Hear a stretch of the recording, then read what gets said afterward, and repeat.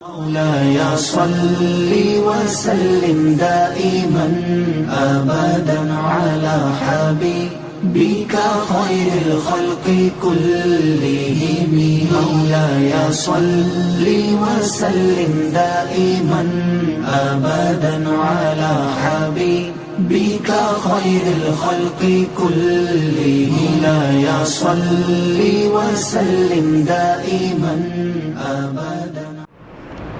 نحمده ونصلي ونسلم على حبيبه الكريم. أما بعد فأعوذ بالله من الشيطان الرجيم. بسم الله الرحمن الرحيم. قد جاءكم برهان من ربكم وأنزلنا إليكم نورا مبينا. صدق الله مولانا العظيم.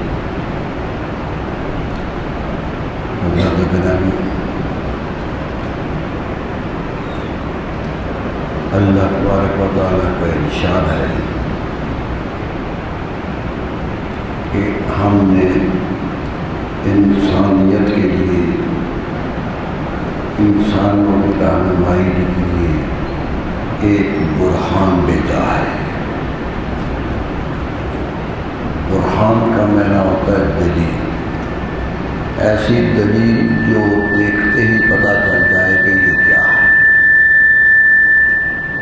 دلیل وہ دلیل جس کی وضاحت نہ کرنی پڑے، خود ہی واضح ہو جائے کہ یہ دلیل ہے.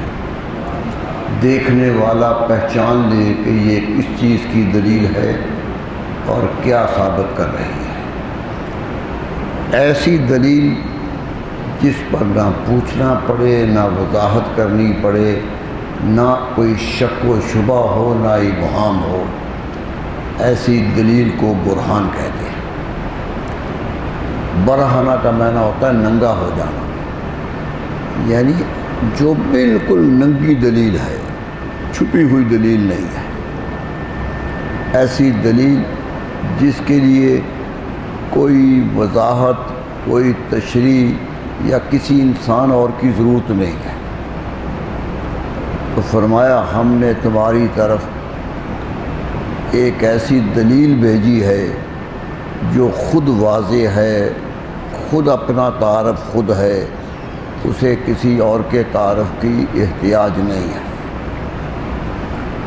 یہ بہت بڑی بات کہہ دی کہ جو تمہارے پاس آیا ہے یہ دلیل ہے، اتنی بڑی دلیل ہے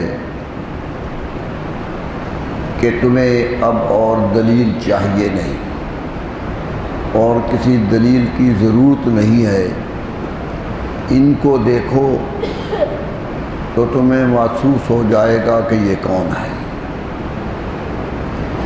شکل و صورت سے ہی واضح کر دیں گے،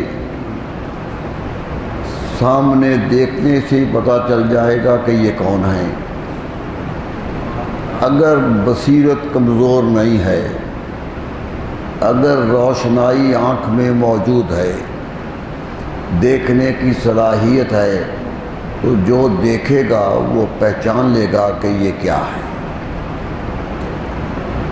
فرمایا یہ نہیں کہ لمبے چوڑے کچھ تقریریں کرنی پڑیں کہ یہ چیز یہ ہے، اس کی وضاحت یہ ہے، اس کو سمجھنے کی ضرورت کے لیے یہ چیزیں ضروری ہیں. فرمایا نہیں، ایک نظر دیکھو اور دلیل قبول کر لو کہ یہی دلیل ہے. یہ کہا گیا ہے نبی صلی اللہ علیہ وسلم، اشارہ ہے نبی صلی اللہ علیہ وسلم کی طرف کہ لوگوں تمہارے پاس ہم نے ایسا رسول بھیجا ہے جو خود اپنا تعارف ہے، جو کسی کا محتاج نہیں ہے کہ فلاں مانے گا تو تم مان لو گے، فلاں تسلیم کرے گا تو تم تسلیم کر لو گے، فلاں گواہی دے گا تو تم سمجھو گے یہ سچے ہیں.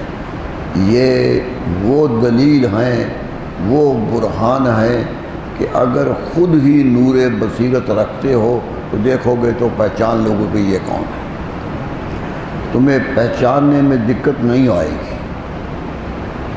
یہی بات صحابہ اکرام رضوان کہا کرتے تھے کہتے تھے مجمع اکٹھا ہو، تعداد بہت لوگوں کی بیٹھے ہوں اور درمیان میں رسول اکرم صلی اللہ علیہ وسلم بیٹھے ہوں تو ہر آنے والا پوچھتا نہیں تھا کہ رسول کون ہے، وہ دیکھ لیتا تھا کہ رسول یہاں کون ہے۔ پہلی نظر ہی بتاتی تھی کہ کون اس میں مرکز ہے، کون سربراہ ہے، کون ہے جس کی سرداری ہے۔ تو کہا پہچانا یہ الگ بات ہے کہ آنکھیں چندھیا جائیں، آنکھیں نہ دیکھنے لگیں اور کوشش کرو کہ دیکھنا ہی نہیں ہے، تو پھر قصور کس کا ہے؟ پھر قصور چمکتے ہوئے سورج کو اگر چمگادڑ نہیں دیکھتی ہے تو قصور کس کا ہے؟ سورج کا تو نہیں ہے کہ وہ تو چمک رہا ہے۔ ایک نابینا شخص سورج کی روشنی نہیں دیکھتا ہے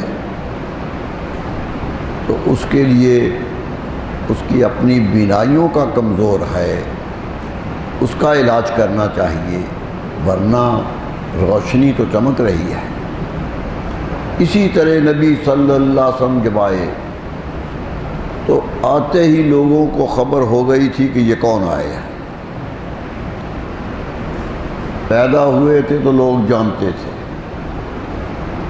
عجیب بات ہے کہ بچے روز گھروں میں پیدا ہوتے ہیں، خوبصورت بھی ہوتے ہیں، صحت مند بھی ہوتے ہیں، لیکن ایک ایسا بچہ پیدا ہوا کہ گھر والے ہی پہچان گئے کہ یہ مختلف ہے، وہ جاننے لگ گئے کہ یہ وہ نہیں ہے جو روز آتے ہیں۔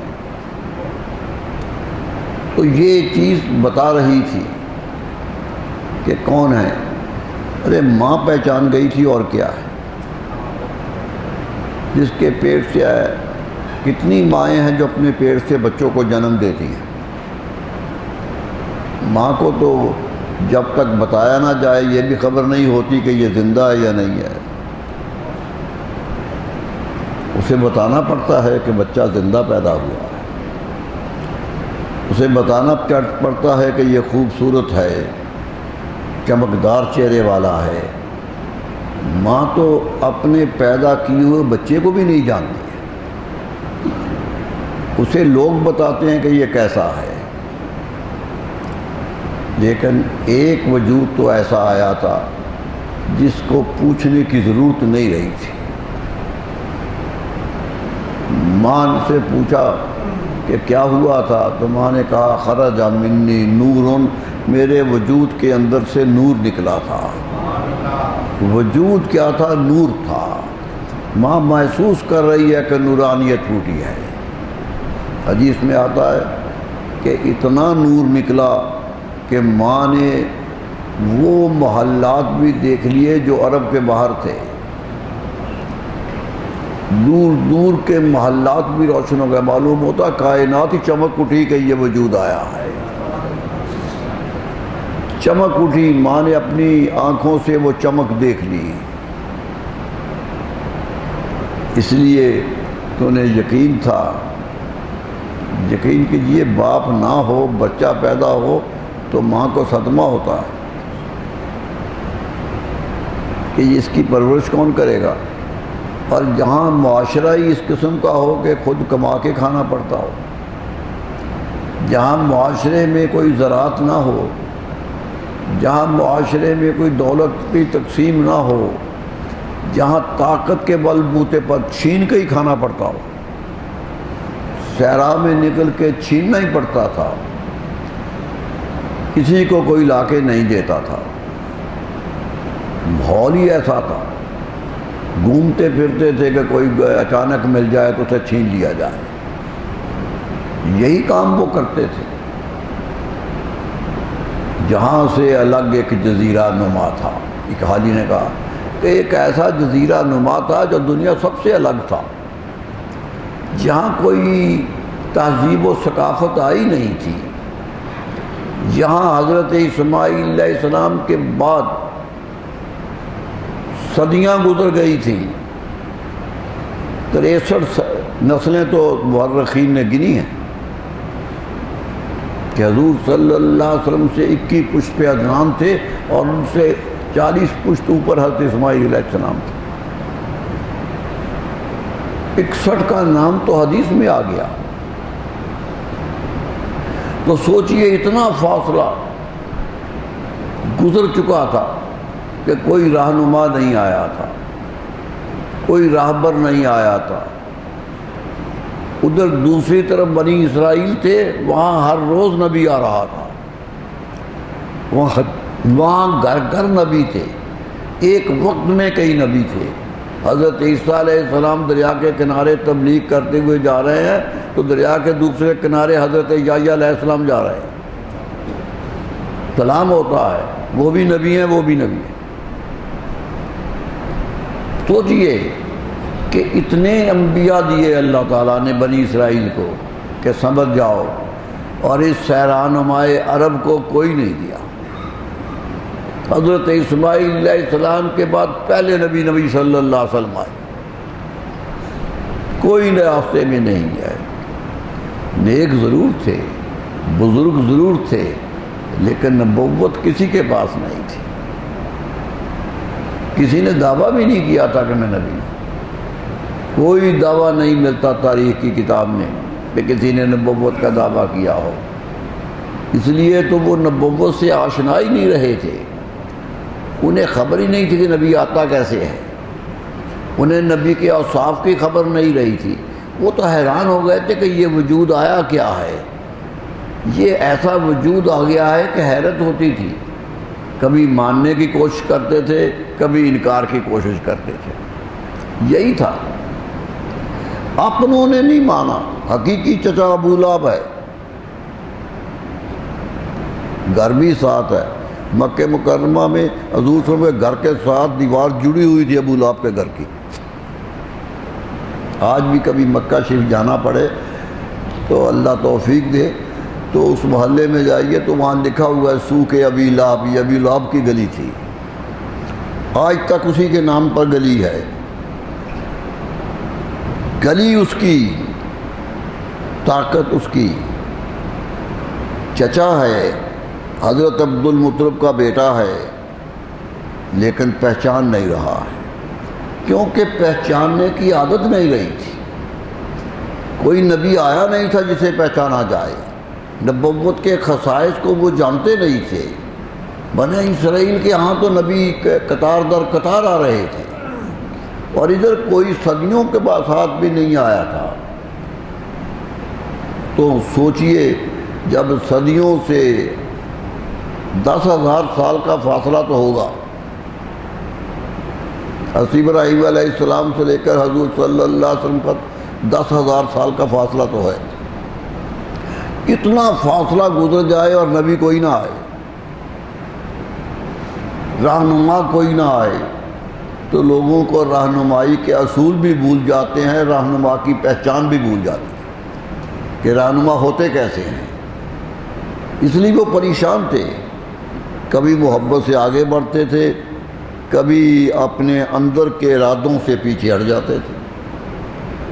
یہی کیفیت ہو رہی تھی، پریشان ہو رہے تھے کہ یہ کیا، کون ہے، کیسا ہے، ہمارا ہے مگر ہم جیسا نہیں ہے، یہ محسوس کر رہے تھے۔ وہ اسی احساس نے انہیں پریشان کر رہا تھا۔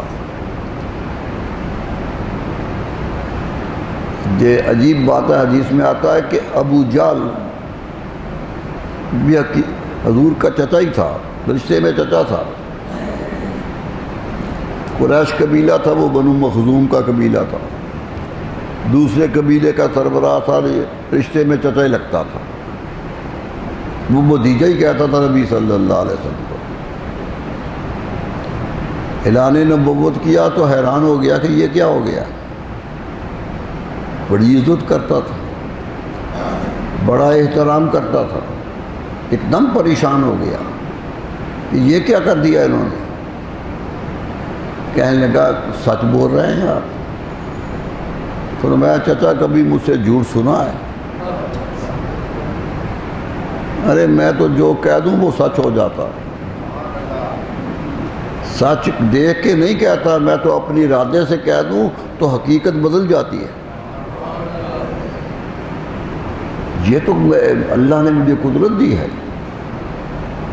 کہ صداقت میرا شعار ہے، صداقت میری پہچان ہے۔ اللہ اللہ کہنے لگا نہیں مجھے لگتے نہیں ہے، کہنے لگا کوئی عقل مند کو بلاتے ہیں تم سے بات کرے کہ بات کیا ہے۔ یمن سے بلایا ایک بہت بڑا عالم، کیونکہ علم حرم میں تو تھا نہیں، حرم میں تو پڑھے لکھے لوگ ملتے نہیں تھے۔ میں نے پہلے بھی کہا تھا علامہ بلازری علیہ رحمہ بڑے مستند مورخ ہیں جن کی روایت کو سند حاصل ہوتی ہے، بہت اعتماد سے لکھتے ہیں بات۔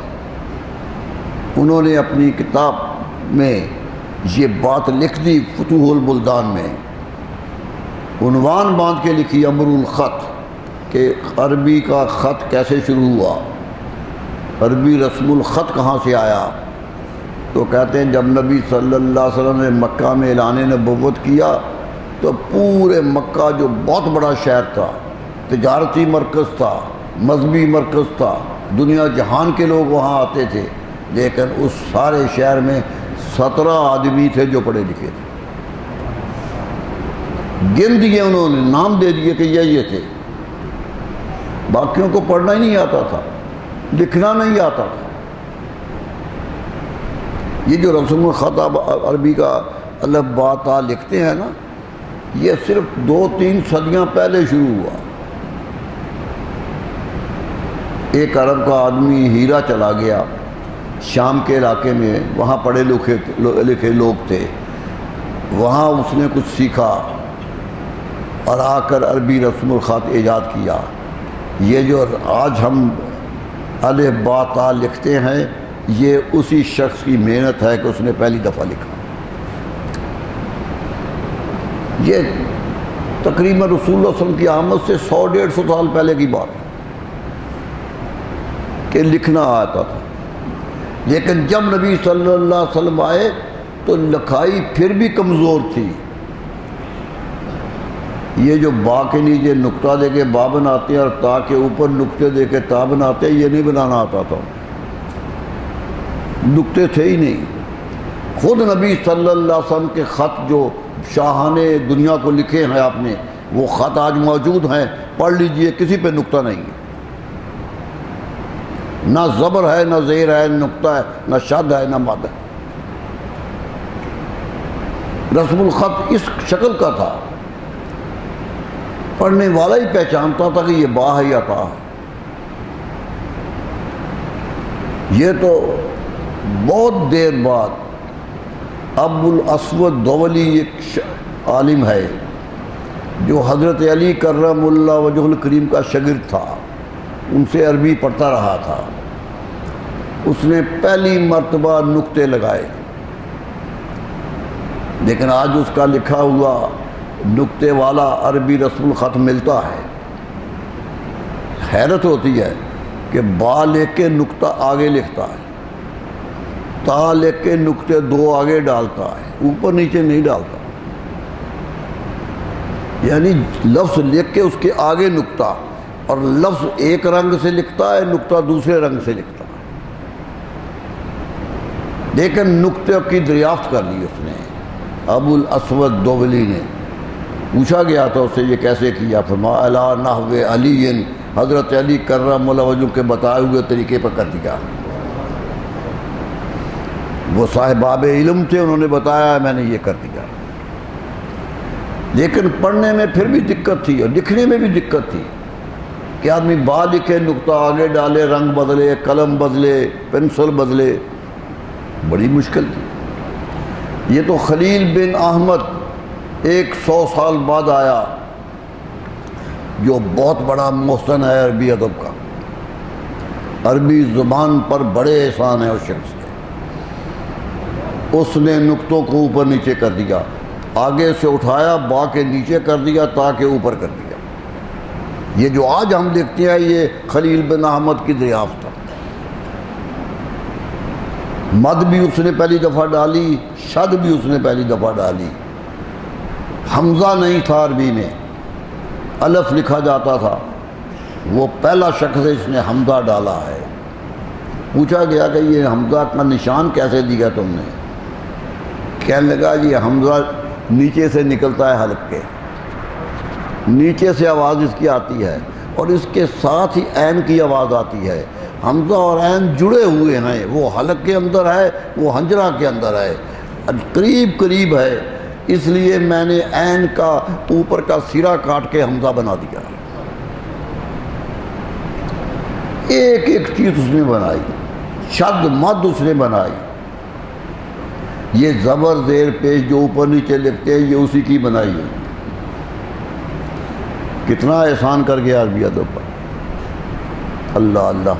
آج دنیا کہتی ہے کہ عربی ادب بہت ترقی یافتہ ادب ہے، اس کی وجہ یہ ہے، یہ جو زبر زیر پیش ہیں یہ الف سے زبر نکلی ہے، یہ سے زیر نکلی ہے اور واو سے پیش نکلی ہے۔ واو کی آواز کو ڈبل کریں تو واو، پیش کی آواز کو ڈبل کریں تو واو کی آواز بنتی ہے، زبر کی آواز کو دگنا کریں تو الف کی آواز بنتی ہے، زیر کی آواز کو دگنا کریں تو یا کی زبان بنتی ہے۔ یہ اسے ہم حرکات طویلہ اور قصیرہ کہتے ہیں کہ لمبی حرکت الف واو یہ ہے اور چھوٹی حرکت زبر زیر پیش ہے۔ یہ بڑی حرکتیں ہیں وہ دو دو کے برابر ہیں، یہ ایک ایک کے برابر ہے۔ اور خلیل نے پہلی دفعہ کہا تھا کہ اگر تین کٹھی ہو جائے تو مد بنتی ہے، مد بنایا کہ زبر کے بعد الف آ جائے تو تین زبریں کٹھی ہو گئی ہیں۔ کالا، کاف کے بعد زبر ہے اور الف دو زبروں کے برابر ہے، تو کہا تین زبریں ہو گئی ہیں، یہ حروف مد ہے۔ حروف مد کو اس نے کہا حرکات ثلاثۃ متوالیہ، تین مسلسل حرکتیں آ جائیں تو مد بن جاتی ہے۔ یہ علم قرات کا مسئلہ بن گیا۔ اس نے بہت سے مسائل حل کر دیے کہ کہا آگے جاتی ہے۔ اس نے کہا الف کے بعد زبر آ جائے، زبر کے بعد الف آ جائے تو مد ہے، پیش کے بعد واو آ جائے تو مد ہے، زیر کے بعد یہ آ جائے تو مد ہے۔ یہ تین حروف مدہ ہیں عربی زبان کے، کہ تین زیر آئی، یہ آ گئی، تین حرکتیں اکٹھی ہو گئی۔ لیکن اگر الٹ ہو جائے، الف کے بعد واو آ جائے، یہ آ جائے، تو یہ مد نہیں بنتی، حرف لین بنتا ہے۔ حرف لین وہ حرف ہے جس کی آواز آگے جا کے مڑ جاتی ہے، یعنی خوف کو نہ ہو تو واو کو آگے کر کے زبان سے پیچھے کھینچنا پڑتا ہے، یہ پیچھے مڑتی ہے آواز، مد کی آواز باہر نکلتی ہے، یہ پیچھے کو جاتی ہے۔ اتنا علم دے دیا اس نے، اتنا علم، عربی زبان کی انتہا کر دی اس نے۔ دیکھیے ایک علمی بات آ گئی ہے، انگریزی میں بھی 26 حرف ہیں لکھنے کے، ABC 26 ہیں، اس میں 5 واول ہیں، واول حرکات ہوتی ہیں۔ عربی میں 3 حرکتیں ہیں زبر زیر پیش، وہاں 5 ہیں، AEIOU، یہ 5 حرکتیں ہیں۔ جب تک حرکت نہ آئے لفظ بولا ہی نہیں جا سکتا۔ زواد لکھا ہے، آپ بول نہیں سکتے، یا زبر سے بولیں گے یا زیر سے بولیں گے یا پیش سے بولیں گے۔ اسے حرف صامت کہتا ہے عرب، خاموش لفظ ہیں، عربی کے لفظ خاموش ہیں، حرکت اسے آئے تو بولتے ہیں، بولتے تب ہیں جب حرکت آئے۔ انگریزی میں بھی یہی ہے، صوامت ہیں، یہ 5 حرف نہ آئے تو بولتا کچھ نہیں ہے۔ لیکن فرق کیا ہوا، انہوں نے 5 حرف بنا دیے، ہم نے 3 حرف بھی بنائے اور حرکتیں بھی بنا دی۔ اب ہم محمد لکھیں صلی اللہ علیہ وسلم، میم ہے میم دال، 4 حرف لکھے، لفظ لکھا گیا۔ انگریزی میں لکھیں تو MUHAMMAD 8 حرف، یعنی وہی لفظ 8 حرفوں میں لکھا جاتا ہے جو 4 میں تھا عربی میں۔ عربی اتنی مختصر زبان ہے کہ وہ جو 8 میں تھا یہ 4 میں ہے، اور غلطی نہیں کرتا عربی کا طالب علم لکھنے میں۔ محمد بولیے تو وہ حمیم بھی بولے گا، ہائی بولے گا، وہ غلطی نہیں کرتا۔ انگریزی کا فاضل ترین آدمی، استاد بھی ساری عمر رہے، پھر بھی سپیلنگ میں غلطی کرتا ہے، پھر بھی غلطی کرتا ہے۔ پامر نے کہا تھا کہ عربی انگریزی کی غلطی ختم ہی نہیں ہوتی، کیوں کہ واول حرف بن گئے ہیں، اور حرف بننے سے غلطیاں ہو گئی ہیں۔ خلیل بن احمد نے یہ احسان کیا عربوں کے کہ حرفوں سے حرکتیں بنا دیا، غلطیاں ختم ہو گئی، لکھنا آسان ہو گیا، لفظ چھوٹے ہو گئے، اور بڑے پیار سے لکھ دیا اس نے۔ تو یہ ہے عربی زبان یوں چلی ہے، یہ نہیں آتی تھی لوگوں کو۔ حضور صلی اللہ علیہ وسلم آئے تھے تو لوگوں کو بولنا نہیں آتا تھا۔ جب اسلام پھیل چکا تھا، قرآن اتر رہا تھا، قرآن لکھوانا تھا، تو پورے مدینے میں 40 آدمی ملے تھے جو لکھ سکتے تھے، اور 40 کو کاتبین وحی کہتے ہیں، وحی لکھنے والے تھے۔ نبی صلی اللہ علیہ وسلم پر جب آیت اترتی تھی تو آپ فرماتے تھے ان میں سے کون کون ہے؟ 40 میں 5 بیٹھے تو فرمایا یہ لکھو، یہ آیت آئی ہے، فلاں آیت جو پہلے اتری تھی اس کے بعد لکھو، اور فلاں جو پہلے اتری تھی اس سے پہلے لکھو۔ جگہ بھی بتاتے تھے، لکھنے کا طریق بھی بتاتے تھے۔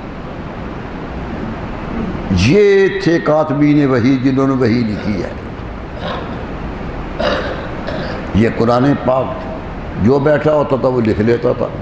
آیت اتری 5 بیٹھے ہیں وہ لکھ کے لے گئے، باقیوں کو پتہ ہی نہیں۔ کوئی اور آیت اتری تو 5 اور بیٹھے ہیں وہ لکھ کے لے گئے۔ جب نبی صلی اللہ علیہ وسلم دنیا سے گئے، پڑھا تو پورا قرآن جا رہا تھا، لکھا ہوا نہیں تھا، لکھا ہوا موجود نہیں تھا، کیونکہ لوگوں کے حافظوں میں تھا۔ یہ تو حضرت صدیق اکبر نے کہا کہ یہ تو لوگ خراب کر لیں گے، اسے لکھنا چاہیے۔ تو ایک بورڈ بنایا 6 آدمیوں کا، جس میں حضرت زید بن ثابت رضی اللہ تعالیٰ عنہ کو امیر بورڈ بنایا، انچارج بنایا کہ یہاں بیٹھو مسجد نبوی میں اور اعلان کرو جس کے پاس قرآن کا کوئی ٹکڑا لکھا ہوا ہے وہ لے کے آئے، اور فرمایا جو بھی لائے اسے سنو، اور پھر اس کی گواہی بھی کسی اور سے لو، بغیر گواہی کے نہیں لکھنا ہے۔ اور یوں کرتے کرتے یہ پورا قرآن مجید اکٹھا ہوا، یہ جو آج ہمارے سامنے ہے۔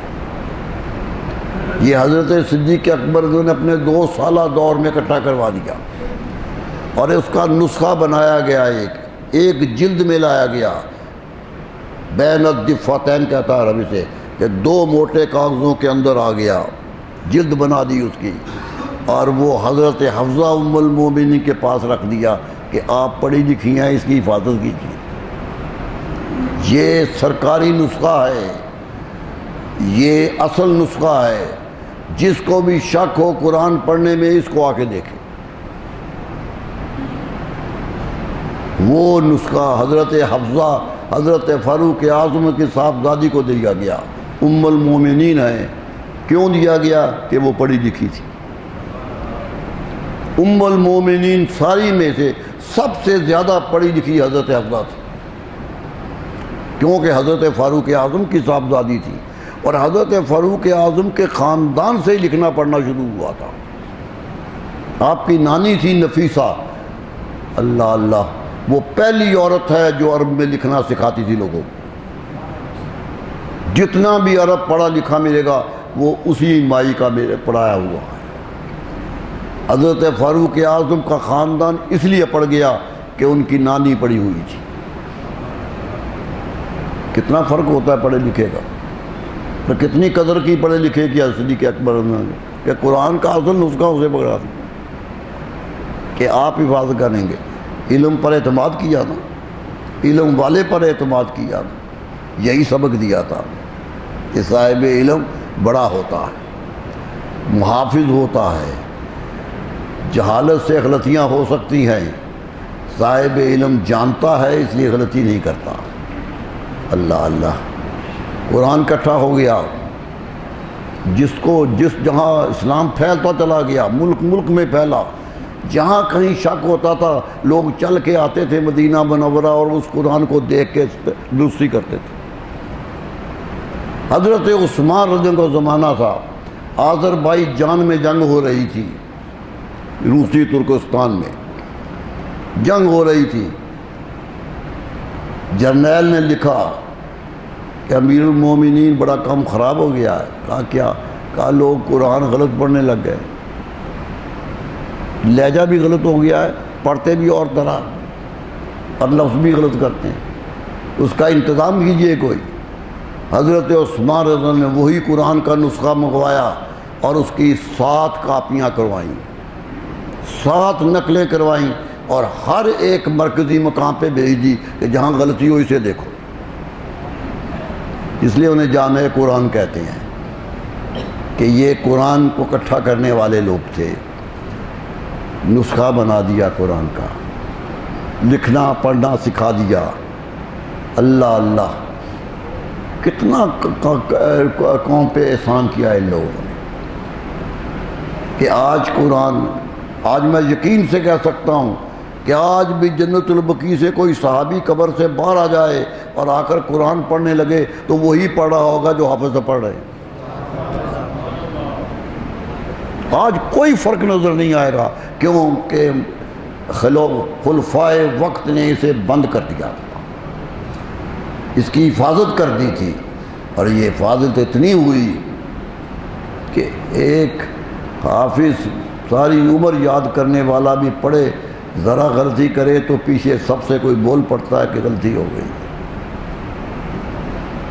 سینوں میں محفوظ ہے، فی صدور الذین، قرآن کہتا ہے ان لوگوں کے دلوں میں ہے جنہیں ہم نے علم دیا ہے۔ یہ سینے میں اٹھائے پھرتے ہیں قرآن کو، یہی قرآن کی حفاظت ہے۔ یہی حال تھی، صحابہ حافظ تھے، جتنا قرآن اترتا تھا حفظ کرتے جاتے تھے، اور رسول اکرم صلی اللہ علیہ وسلم نے رمضان المبارک میں قرآن کی آیتیں پڑھی ہیں تراویح میں خود، 2 دن تراویح پڑھائی ہے تو قرآن پڑھ کے سنایا۔ حضرت عثمان رضی اللہ عنہ نے جب تراویح پڑھائی ہے خود، اس زمانے میں تراویح پڑھانے والے حضرت کعب تھے، بہت بڑے قاری تھے، نبی صلی اللہ علیہ وسلم نے بڑی تعریف کی ہے ان کے قرات کی۔ خوش قسمت ہے کہ زبان نبوت سے تعریف ہوئی۔ حضرت فاروق اعظم نے جب تراویح جماعت سے شروع کروائی تو حضرت کعب کو ہی بلایا کہ کعب جماعت کراؤ۔ بڑے بڑے صحابہ موجود تھے، لیکن حضرت کعب کو کہا کہ جماعت کراؤ۔ کہنے کہ یار امیر المومنین مجھ سے بڑے لوگ موجود ہیں، عالم لوگ موجود ہیں، مجھے کیوں کہہ رہے ہیں؟ تو حضرت فاروق اعظم کا جملہ بہت سخت ہے، فرمایا کیوں تلاوت کیوں نہیں کرتے آج؟ میرے نبی نے کہا تھا کہ قیامت کو بھی تو نے تلاوت کرنی ہے۔ نبی صلی اللہ علیہ وسلم سے پوچھا تھا کہ یا رسول اللہ قیامت کو کیا ہوگا؟ فرمایا جب حساب کتاب ہو جائے گا تو اللہ کہے گا میرا قرآن پڑھو، پڑھو قرآن، تلاوت ہوگی۔ صحابہ پوچھے حضور کون کرے گا؟ فرمایا حضرت داؤد علیہ السلام تلاوت قرآن کریں گے، اور دوسرا میرا صحابی کعب ہوگا، یہ تلاوت قرآن کریں گے۔ دونوں کا نام لیا کہ یہ قیامت کے قاری ہیں۔ کتنا شرف ملا قرآن کو۔ حضرت داؤد علیہ السلام کی کتاب زبور ہے، ان پر اتری ہے، وہ اپنی کتاب نہیں پڑھیں گے، میرے رسول کی کتاب پڑھیں گے اور پڑھیں گے۔ حضرت فاروق اعظم کہنے لگے کہ کعب قیامت کو قاری بننا ہے، آج کیوں نہیں بنتے؟ کہ کتنا اعتماد تھا رسول اللہ صلی اللہ علیہ وسلم کی ذات پر، ان کے لفظوں پہ کتنا اعتماد تھا۔ تلاوت کرائی، جماعت ہوئی، صورتیں پڑھی مختلف، کبھی کوئی صورت پڑھ دی، کبھی کوئی صورت پڑھ دی، اس طرح تراویح ہوتی تھی۔ جس طرح آج بھی کچھ لوگ اسی طرح تراویح پڑھ لیتے ہیں صورتیں پڑھ کے۔ حضرت عثمان رضی اللہ تعالیٰ حافظ قرآن تھے اور بہت خوبصورت قرآن پڑھتے تھے۔ آپ نے تراویح خود کرائی ہے، خلیفہ وقت تھے خود جماعت کے لیے کھڑے ہوئے اور قرآن شروع سے لے کر آخر تک پڑھا ہے۔ پہلی مرتبہ قرآن تراویح میں حضرت عثمان رضی اللہ عنہ نے پڑھا، اور جس پر جا کے رکوع کرتے تھے اسے رکوع کیا گیا۔ آج قرآن پڑھیے تو رکوع لگا ہوتا ہے، عین لگا ہوتا ہے، یہ وہیں لگا ہے جہاں حضرت عثمان نے رکوع کیا تھا۔ یہ رکوع وہی تھا کہ انہوں نے رکوع کر لیا تھا، تم بھی پیچھے آ جاؤ۔ اللہ اللہ، کتنی شان تھی ان کی کہ آج تک رکوع انہی کے صدقے سے چل رہا ہے۔ اللہ تعالیٰ نے توفیق دی تھی انہیں، اور انہوں نے قرآن مجید پڑھا تھا، پڑھ پڑھ کے سنایا تھا۔ اس لیے ہم کہتے ہیں نا، ہم تراویح پڑھتے ہیں، سنت رسول ہے، رسول اللہ صلی اللہ علیہ وسلم نے 2 دن پڑھائی ہے۔ جماعت سے پورا مہینہ پڑھتے ہیں، سنت فاروق اعظم ہے، حضور فاروق اعظم نے پورا مہینہ تراویح کروائی ہے۔ اور قرآن ختم کرتے ہیں، یہ سنت حضرت عثمان رضی اللہ تعالیٰ عنہ، کہ انہوں نے خود قرآن پڑھا ہے، سارا قرآن پڑھا ہے اور مکمل کر دیا ہے، اور آج تک یہ تینوں سنتیں قوم میں جاری ہیں، قوم بھی اسی سنت پہ عمل کر رہی ہے۔ تو میں گزارش کر رہا تھا، قرآن لکھنے میں بڑی محنت کرنی پڑی ہے، ایک ایک آیت پر محنت کی تھی کہ وہی ہو جو رسول اللہ صلی اللہ علیہ وسلم کی زبان سے نکلا۔ ایک واقعہ میں نے پہلے بھی بیان کیا تھا، پھر ایک دوں۔ ان 40 وحی لکھنے والوں میں ایک کا نام عبداللہ بن سعد ہے، بنو امیہ سے تھے، اللہ اللہ، پڑھے لکھے تھے، خوبصورت پڑھتے تھے، حضور صلی اللہ علیہ وسلم انہیں بٹھا کے قرآن لکھاتے تھے۔ وہ کہتے ہیں مجھے اتنا تجربہ ہو گیا تھا قرآن لکھنے کا کہ رسول اللہ صلی اللہ علیہ وسلم بولتے تھے تو میں فوراً لکھ لیتا تھا۔ ایک دفعہ ایسا ہوا کہ قرآن کی آیت اتری، نبی صلی اللہ علیہ وسلم نے پڑھی، ابھی پوری نہیں کی تھی، تو حضرت عبداللہ کہتے ابو سرا کہ میں نے خود لکھ لی، کیونکہ مجھے یقین تھا کہ آگے یہی ہے، اتنا یقین تھا کہ میں نے لکھ لی، اور جب رسول اللہ صلی اللہ علیہ وسلم کی زبان سے نکلی تو وہی تھی جو میں نے لکھی تھی۔ کہتے مجھے خوشی ہوئی کہ میرا قیاس، میرا گمان درست نکلا، میں نے خود لکھ لی تھی، اور میں نے خوشی سے رسول اللہ صلی اللہ علیہ وسلم کو کہا یا رسول اللہ میں نے پہلے لکھ لی تھی۔ تو میں کیوں؟ کہا جی آپ پڑھ رہے تھے، مجھے یقین تھا آگے یہی ہے، میں نے لکھ لی تھی۔ سوچئے خوش ہونا چاہیے تھا نا کہ میرے ذہن کو پڑھ رہا ہے، میرا شاگرد ہے، میری باتیں سمجھ رہا ہے۔ آج استاد کی بات شاگرد سمجھے تو خوش ہوتے ہیں، لیکن نبی صلی اللہ علیہ وسلم خوش نہیں ہوئے، تاریخ کہتی ہے کچھ نہیں ہوئے۔ عبداللہ بن ابی سرا کو بلایا، فرمایا میرے مدینے سے نکل جاؤ، مدینہ منورہ سے نکال دیا، فرمایا مدینے کے اندر قدم بھی نہیں رکھنا، باہر کر دیا۔ کئی سال وہ باہر رہے۔ حضرت صدیق اکبر کے زمانے میں پیغام بھیجا کہ آپ اجازت دے دیجئے میں آ جاؤں، فرمایا میرے رسول نے روکا تھا، میں نہیں بلاؤں گا۔ یہ کیفیت رہی، سوچئے کیا بات تھی۔ آیت بھی وہی ہے جو اتری ہے، لکھی ہے، سمجھ عقل کا مظاہرہ کیا ہے، لیکن رسول اللہ صلی اللہ علیہ وسلم نے انکار کر دیا، ناراض ہو گئے۔ کیوں؟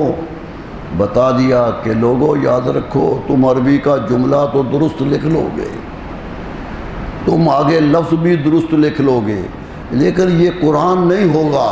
قرآن نے قرآن تب بننا ہے جب میری زبان سے ادا ہوگا۔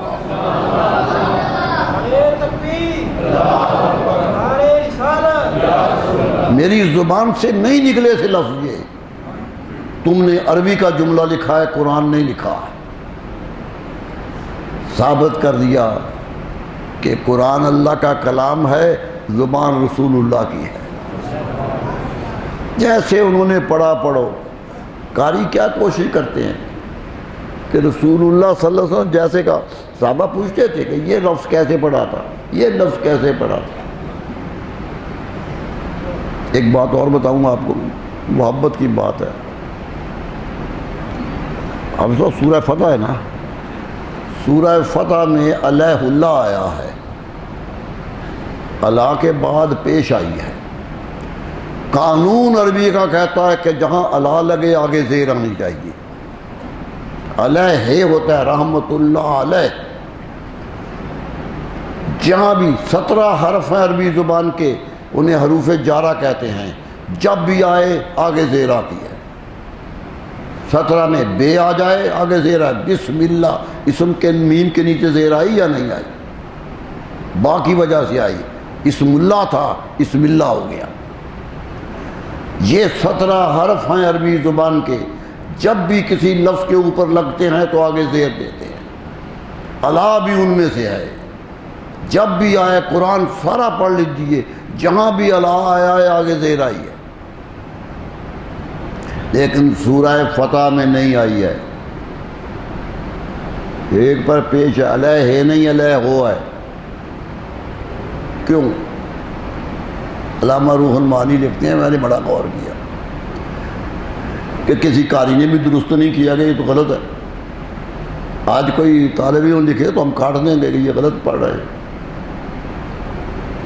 لیکن قرآن میں کیوں آ گیا؟ کہا بات سمجھو، رسول اللہ صلی اللہ علیہ وسلم پر جب یہ آیت اتری تھی تو آپ ایک ایسے قبیلے میں کھڑے تھے جو زیر نہیں بولتے تھے، ان کا لہجہ زیر کا نہیں تھا۔ یہ زبانوں کے لہجے ہوتے ہیں، آج بھی جائیے عرب میں، مصری زبر بولتا ہے، لبنانی پیش بولتا ہے، وہ متران کہتا ہے، وہ متران کہتا ہے، اور سعودی متران کہتا ہے، زیر بولتا ہے۔ زبر، زیر اور پیش تینوں مستعمل ہیں۔ ایک شاعر کا نام ہے، تینوں طرح لکھا جاتا۔ شام کے یونیورسٹی کا صدر نشین آئے پاکستان میں، نام پوچھا تو کہا بہجت البیتار۔ عربی میں بہجہ ہے لفظ، بے پہ زبر ہے، وہ اسے بہجہ پڑھتے تھے۔ بہجت کیونکہ شامی لہجے میں زیر بہت ہے، مصری لہجے میں زبر بہت ہے، لہجے میں فرق ہے زبانوں میں۔ جس طرح آپ کے ہاں پنجابی میں جنگ کی پنجابی اور حیدرآباد کی پنجابی کا فرق ہے یا نہیں؟ دونوں پنجابی بولتے ہیں، ہندوستان والے بھی بولتے ہیں۔ کچھ لفظ کہہ نہیں سکتے کچھ لوگ۔ دیکھیے ایک قانون ہے انگریزی کا بھی اور عربی کا بھی کہ صوامت سے کوئی لفظ شروع نہیں ہوتا، جب تک حرکت نہ آئے لفظ نہیں بنتا، لازمی حرکت دینا پڑتی ہے۔ اشیبن السماء منفطر بہ، قرآن پاک کیا سورہ مزمل میں، یوم یجعل الولدان شیبا السماء منفطر بہ، یہ قرآن کی آیت ہے۔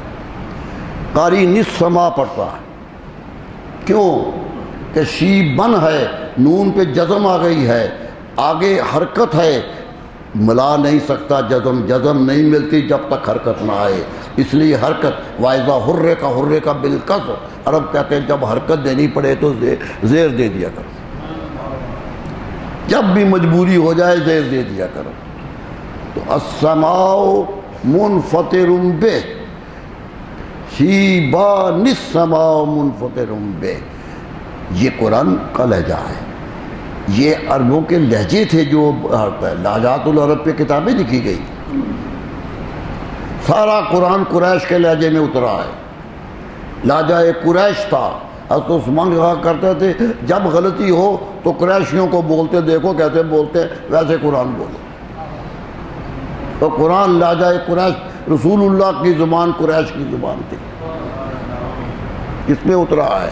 لیکن میں آپ کو واضح کر رہا ہوں، حمزہ وصل پورے قرآن میں لغت تمیم کے مطابق آیا ہے، قریش کے مطابق نہیں آیا۔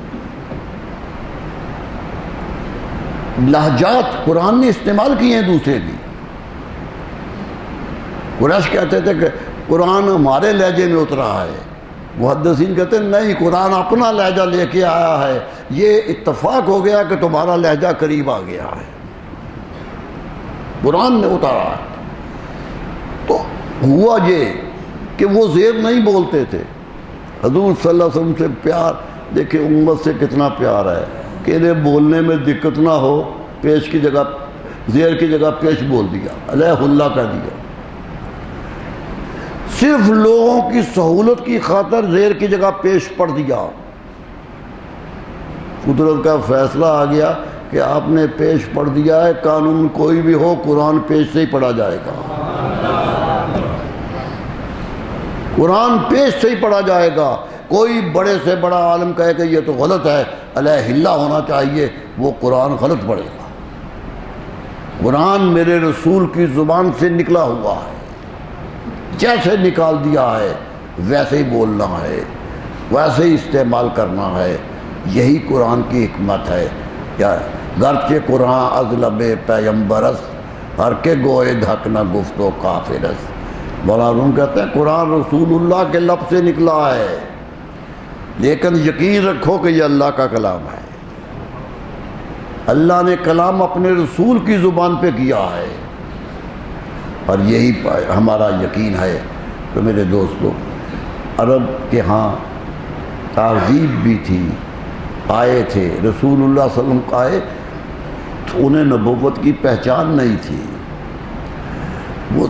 وہ پیار تو کرتے تھے، رسول اللہ سے بہت پیار کرتے۔ ابو جہل کا جملہ بڑا خطرناک ہے، کہتا ہے آپ نے کہا اللہ ایک ہے، آپ پہلے بھی ہماری بتوں کو پوجا نہیں کرتے تھے، 40 سال تک ہم نے کسی بت کے سامنے آپ کو جھکتے نہیں دیکھا، لیکن آپ کی مرضی سمجھ کے چپ رہتے تھے، اب ہمارے بتوں کو جھٹلانے لگ گئے۔ یعنی انہیں بھی خبر تھی کہ یہ غلط کام نہیں کر رہے، یہ نہیں کہ بعد میں شروع کیا ہے، شروع سے ہی اللہ کا سجدہ کر رہے تھے۔ تو یہی پہچان، تو ابو جہل نے امتحان لینے کے لیے حبیب اجمی کو بلایا، یمن کا رہنے والا ہے، پڑھا لکھا آدمی ہے، یمن سے آیا، کہا ایک ہمارے ہاں ایک ہمارا بھتیجا ہے، نبوت کا دعویٰ کرتا ہے، مقابلہ کر رہا ہے۔ وہ آیا، کہنے لگا ملاؤ میں بات کرتا ہوں۔ وہ پڑھا لکھا آدمی تھا، اور ابو جہل کو خبر تھی کہ رسول اللہ پڑھے نہیں ہیں، وہ جانتا تھا۔ حرم میں آیا، سامنے بیٹھا رسول اللہ صلی اللہ علیہ وسلم کے، کہنے لگا آپ کہتے ہیں نبی ہیں؟ تو میں ہاں، اللہ نے مجھے نبی بنایا۔ دیکھنے لگ گیا چہرے کو، کوئی سوال نہیں کیا، تھوڑی دیر بعد اٹھ کھڑا ہوا۔ ابو جہل نے کہا کیا ہو گیا؟ کہا آ جاؤ۔ ابو جہل نے کہا کوئی سوال، کوئی ٹیسٹ کرنا تھا کہ کیسے نبی ہیں؟ فرمایا یہ چہرہ جھوٹے کا ہو نہیں سکتا، اس چہرے سے جھوٹ نکل سکتا ہی نہیں۔ عقل کی معیار ہو تو دیکھ کے ہی پہچان لیتے تھے، دیکھ کے ہی پہچان لیتے تھے۔ کند ذہن ہو تو امتحان بھی لینے پڑتے تھے، معجزے بھی دیکھنے پڑتے تھے۔ یہی ہوا، حضرت صدیق اکبر نے کوئی معجزہ نہیں دیکھا، ایک معجزہ نہیں دیکھا۔ سفر میں تھے، کسی نے کہا کہ تیرے دوست نے دعویٰ نبوت کر دیا، حیران ہو گئے، سیدھے آئے، کہنے لگے یا محمد صلی اللہ علیہ وسلم، آپ میرے دوست ہیں، آپ نے نبوت کا دعویٰ کیا ہے؟ کہا ہاں میں نے کیا ہے۔ فرمایا کہ پھر لکھ لیجئے میں پہلا آپ کو ماننے والا ہوں۔ کوئی سوال نہیں کیا، کوئی امتحان نہیں لیا۔ کیوں؟ کہ جو ذات کو پہچانتا ہے وہ سمجھتا ہے یہ اللہ کی برہان ہے۔ قرآن کہتا ہے ہم نے برہان بھیجا تھا۔ خدا کو پہچاننا ہے تو ادھر دیکھو، ان کو دیکھو۔ اس لیے کچھ لوگ ناراض ہو جاتے ہیں جب ہم یہ کہتے ہیں۔ نہریہ شریف پیر صاحب زندہ تھے، عرس کا موقع تھا، تو علماء تقریریں کر رہے تھے، بہت بڑا مجمع تھا۔ کہہ رہے تھے اللہ تک پہنچنے کا راستہ ڈھونڈو، تلاش کرو رب تک کیسے جایا جا سکتا ہے۔ بڑا کہا لوگوں نے۔ پیر صاحب نے مجھے بھی کہا کہ آپ بھی کچھ کہیے۔ میں نے کہا میں کیا کہوں، میرا تو نقطہ نظر ہی مختلف ہے ان سے۔ میں تو رب کی طرف جانے کا راستہ نہیں ڈھونڈتا، میں تو مدینے کا راستہ ڈھونڈتا ہوں۔ مجھے خبر ہے وہاں ہی ملے گا۔ قرآن نے کہا تھا اگر ظلم کر لیا ہے، کفر کر لیا ہے، زیادتی کر لیا، جاؤکا، آپ کے پاس آئیں، آپ کے پاس آئیں، آ کر اللہ سے معافی مانگے، اور ہم قبول تب کریں گے جب میرا رسول تائید کر دے گا۔ ایمان قبول ہی وہ ہوتا تھا۔ اللہ اللہ۔ حضرت ابو عبیدہ حضور کے تایازاد تھے، حضرت عبد المطلب کے پوتے تھے، جنگ بدر میں شہید ہو گئے، پہلے شہید ہے مسلمانوں کے جنگ بدر میں۔ زخم آئے بہت زیادہ، گھٹنے پہ تلوار لگی، خون بہہ گیا، نڈال ہو کے گر پڑے۔ حضرت حمزہ رضی اللہ تعالیٰ نے اپنے بھائی کو اٹھایا، اپنے بھتیجے کو اٹھایا اور رسول اللہ کے پاس لے آئے، قدموں پہ رکھ دیا، کہا یا رسول اللہ ابو عبیدہ جا رہا ہے، آخری سانسیں ہیں ابو عبیدہ کی۔ رسول اکرم صلی اللہ علیہ وسلم سینے پہ ہاتھ رکھ دیا۔ اللہ اللہ، کتنا خوش قسمت تھے۔ سینے پہ ہاتھ رکھ دیا اور پوچھا ابو عبیدہ کوئی حاجت ہے تو مجھے بتاؤ، کوئی خواہش ہے تو بتاؤ میں پوری کرتا ہوں۔ کہنے کہ یا رسول اللہ کوئی خواہش نہیں ہے، ایک ہے صرف کہ آپ گواہی دے دیں کہ میں شہید ہو گیا ہوں۔ حضور نے فرمایا میں گواہی دیتا ہوں کہ تو شہید ہے۔ کیوں کہا؟ کہ میں وہاں تلوار سے مرا نہیں ہوں، مجھے اٹھا کے لے آئے زندہ، تو یہاں آ کے میں زخموں سے مر رہا ہوں، تو شاید میں شہید نہیں رہا۔ آج بھی فقہا والے کہتے ہیں جو وہاں مر جائے وہ شہید حقیقی ہے، جو اٹھا کے لے جائے وہ شہید حکمی ہے۔ شہید کا فرق کرتے ہیں۔ حضرت ابو عبیدہ کو یہی شک ہو گیا تھا کہ شاید میں وہاں سے زندہ آ گیا ہوں تو شہید نہیں ہوا۔ حضور نے فرمایا میں گواہی دیتا ہوں کہ تو شہید ہے۔ یہ جملہ کہا تو ابو عبیدہ نے جان دے دی۔ گر وقت اجل سر تیری چوکھٹ پہ پڑا ہو جتنی قضا ایک ہی سجدے میں ادا، مولانا عبد الرضا کہتے ہیں۔ تو یہی کا ایمان کے حصے ہیں۔ ہم بار بار یہ کہہ رہے ہیں کہ آؤ میرے رسول کی طرف، آؤ ان کے دربار کی طرف، ان کے فرمان کی طرف آؤ، قرآن پڑھو، اللہ کا کلام ہے، لیکن معنی دیکھنے کے لیے گنبد خضرا دیکھو۔ قرآن کا ترجمہ خود کرو گے تو بہک جاؤ گے۔ قرآن نے خود کہہ دیا تھا یضل بہ کثیرا ویہدی بہ کثیر، کئی قرآن پڑھنے والے بہک جائیں گے، کئی ہدایت پائیں گے۔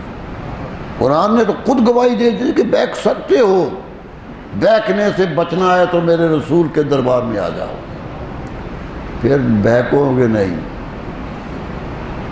بات لمبی ہو گئی ہے، صرف دلیل کے بعد ختم کرتا ہوں۔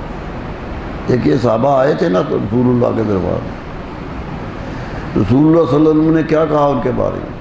فرمایا صحابی کا نجوم، میرا ہر صحابی ستارہ ہے، ہدایت کا ستارہ ہے۔ ایہم اقتدیتم اہتدیتم، فرمایا جس کا بھی دامن پکڑ لاؤ گے کامیاب ہو جاؤ گے۔ یہ نہیں کہا کہ ابو بکر کا دامن پکڑ لو، فاروق اعظم کا دامن پکڑ لو کہ یہ بڑے قریبی صحابی ہیں، فرمایا جس کا بھی دامن پکڑ کامیاب ہو جاؤ گے۔ یعنی سارے صحابہ کو بامراد ہونے کی گواہی دے دی نبی صلی اللہ علیہ وسلم کہ پورے کے پورے صحابی جنتی ہیں، اس لیے گواہی دے دی کہ جن کو پکڑو گے جاؤ کامیاب ہو کے نکلو گے۔ تو معلوم ہوا قرآن کہتا ہے مجھ سے کچھ بہک بھی جائیں گے، میرے رسول کہتے ہیں میرے پاس آؤ گے تو بہکو گے نہیں، سارے جنت میں جاؤ گے۔ اس لیے ہم وہ دامن کی پناہ ڈھونڈتے ہیں میرے دوستو، پناہ ڈھونڈتے ہیں کہ ان کی پناہ مل جائے۔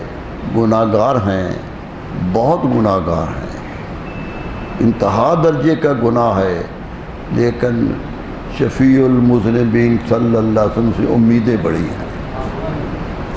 ختم کرتے ہیں امام ابن حجر عسقلانی رحمہ کے شعر پر۔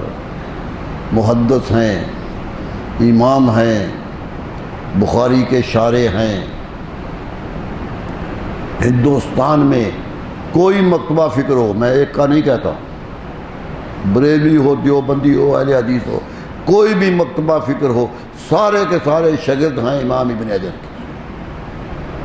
ان کے شاگرد امام سخاوی تھے، اور امام سخاوی کے شاگرد ہندوستان آئے۔ ہم سب نے حدیث ان سے لی ہے، ہمارے حدیث کے امام ہیں وہ۔ انہوں نے کہہ دیا تھا، لوگوں یاد رکھو، فَإِن كَنَتَتْ مِنَ الْإِسْيَانِ نَفْسٌ، اگر اتنے گناہ کر لیے ہیں کہ خود بھی نا امید ہو گئے ہو، خود بھی امید نہیں ہے کامیابی کی، اتنے گناہ کر لیے ہیں، کناتت مایوس ہو گئے ہو، من الاسیان گناہوں کی وجہ سے، اگر تمہارا نفس مایوس ہو گیا گناہ کر کر کے کہ میں بخشا نہیں جاؤں گا، اور میں سنو میری بات، فباب محمد باب الرجائی، آؤ میرے رسول کا دروازہ اب بھی کھلا ہے، دروازہ رسالت اب بھی کھلا ہے، کتنے بھی گناہ کر لیے ہیں، کچھ ہو گیا ہے، آؤ۔ صحابیہ کہتا ہے حضور بڑے گناہ کیے ہیں، اور میں کتنے، اور میں آج گنے نہیں جا سکتے کتنے کر لیے، مسلمان ہونا چاہتا ہوں، اور میں چھوڑ سکو گے؟ کہنے لگا جی سارے چھوڑنے تو بڑے مشکل ہیں، اتنی زندگی کرتا رہا ہوں، اور میں کیا کرو گے؟ اور میں جی ایک ہاتھ چھڑا دیجئے، پھر آہستہ آہستہ، اور میں ایک ہی چھوڑ دو، وعدہ کرو مجھ سے کہ جھوٹ نہیں بولو گے، مجھ سے ایک وعدہ کر لو جھوٹ نہیں بولو۔ کہنے لگے جی بالکل وعدہ ہے۔ چلے گئے، کچھ دنوں کے بعد آئے تو رسول اللہ صلی اللہ علیہ وسلم مسکرا کے کہا کون کون سا گناہ باقی ہے؟ کہنے لگا حضور کوئی بھی نہیں ہے۔ کہا کیوں؟ کہا جی جب گناہ کرنے لگتا تھا تو خیال آتا تھا آپ پوچھیں گے گناہ کیا، سچ بولنا ہے، میں نے کہوں گا کیا تو صحابہ کے سامنے شرمندہ ہوں گا، اور جھوٹ تو بول نہیں سکتا، وعدہ کیا ہے، اس لیے جب بھی گناہ کرنے لگا آپ کا یہ جملہ یاد آ گیا، گناہ چھوڑ دیا، سارے چھوٹ گئے ہیں۔ میں الکذب راس الآثام، جھوٹ گناہوں کی ماں ہے، اسے چھوڑ دو تو سارے گناہ چھوٹ جاتے ہیں۔ اللہ تعالی ہمیں نیکی پر چلنے کی، محبت رسول میں جینے کی توفیق عطا فرمائے۔ وآخر دعوانا الحمدللہ۔ مولاي صل وسلم دائما أبدا على حبيبك خير الخلق كلهم، مولاي صل وسلم دائما أبدا على حبيبك خير الخلق كلهم، مولاي صل وسلم دائما أبدا